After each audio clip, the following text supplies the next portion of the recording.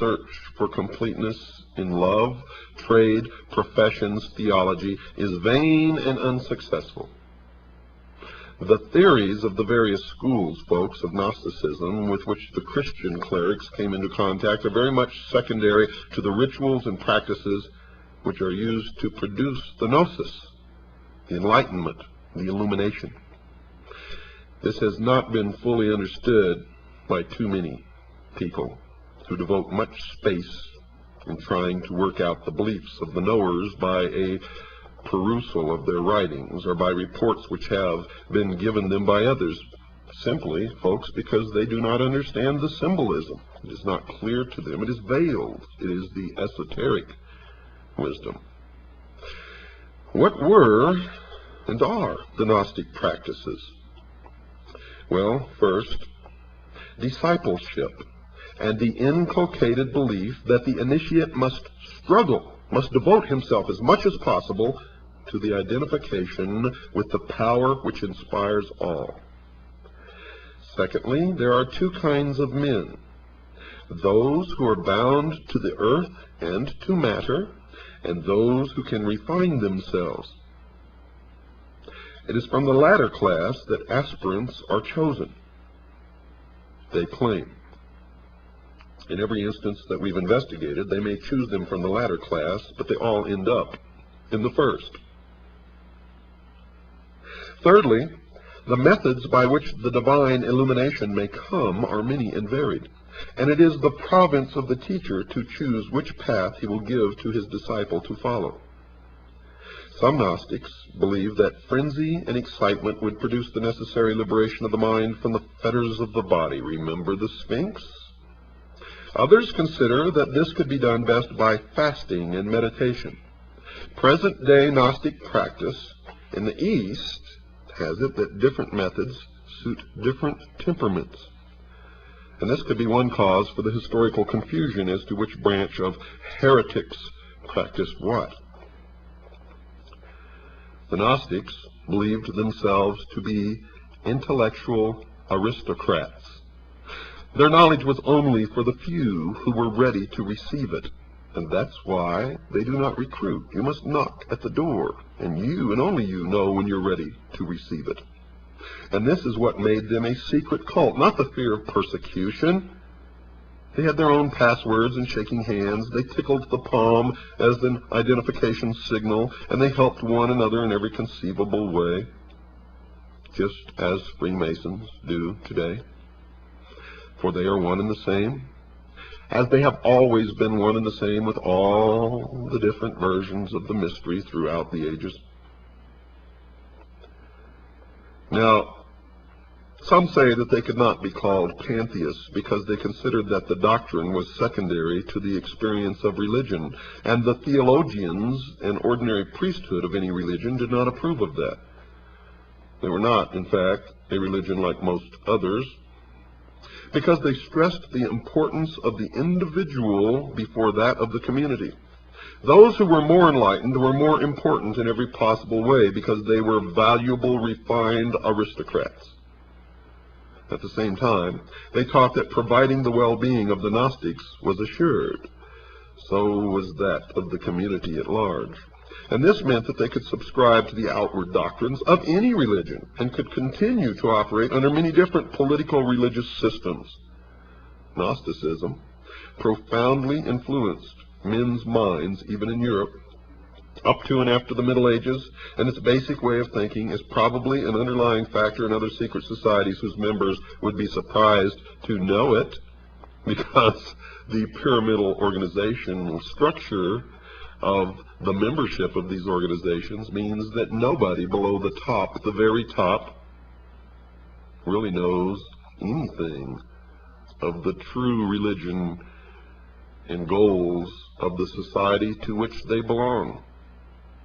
And so these people could truly be said to be the greatest group of followers and fools in the history of the world. For they think that they are illumined, but in fact, they are never given any real secrets, and only those at the top truly know what is really going on. Terrible obscenities and other crimes have been laid at the door of the Gnostics by the early ecclesiastical writers, although there is little doubt that some of them did believe in mass ecstasy. It seems unlikely that their secrets were well enough known to enable the commentators to assess them.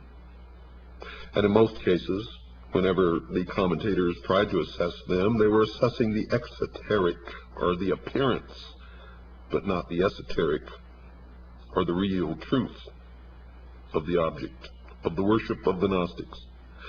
The belief that certain special men could control their destiny and obtain extra powers through dedication to Gnostic practices meant that inevitably there was a belief in magic. Remember on previous shows we discussed that belief in magic? Magic is real, folks. I have seen it work. It is not to be played with or laughed at or scoffed about. It is dangerous, extremely dangerous.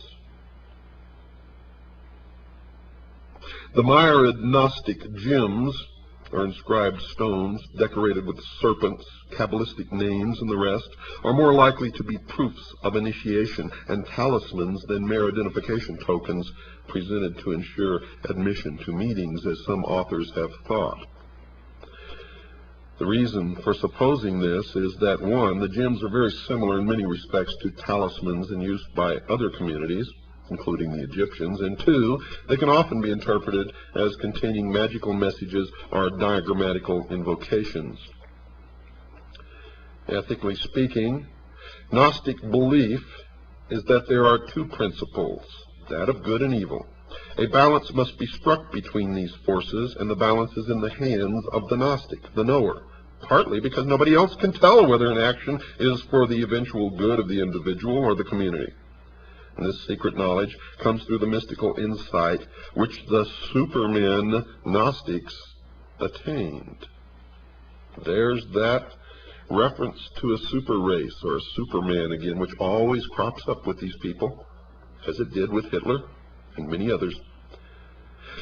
The rise of individuals who wrongly believed that they had attained to gnosis, all knowledge, some of whom were leaders of Gnostic societies, produced very notorious characters.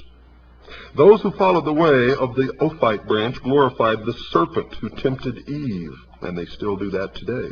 They did this because this snake, by his actions, brought knowledge into the world, gave man the gift of intellect, the use of which will bring him to the state of apotheosis, where man himself will be God.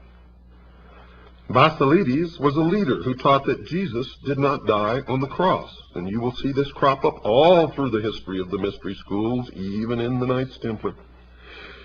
Since matter and material things were considered to be a part of the inferior non-spiritual world, the sect known as the Kenites called upon everyone to destroy those things which belonged to the world, and they called themselves the Destroyers, and their god is the Destroyer. These deviations and aberrants have attracted the greatest attention, as is natural, and the quieter teachers of the creed have received less attention. The pious horror with which the less respectable Gnostics were viewed by the early Christian fathers has stamped itself forever on Western literature and belief about the, quote, enlightened ones, unquote. But in more than one place in the Middle East, as well as in small groups in Western Europe, there are still followers of various schools of Gnosticism. They mainly follow the ideas held by Valentinus, with some variations. And this school teaches its initiates that matter is more evil than good, that man must be purified by mental concentration, that after death man will rejoin that from which he has been severed, and will be unified with those whom he loves in the great intelligence. They also believe that all matter will eventually be destroyed by fire. And if they have their way, that could be absolutely true. The Mandeans,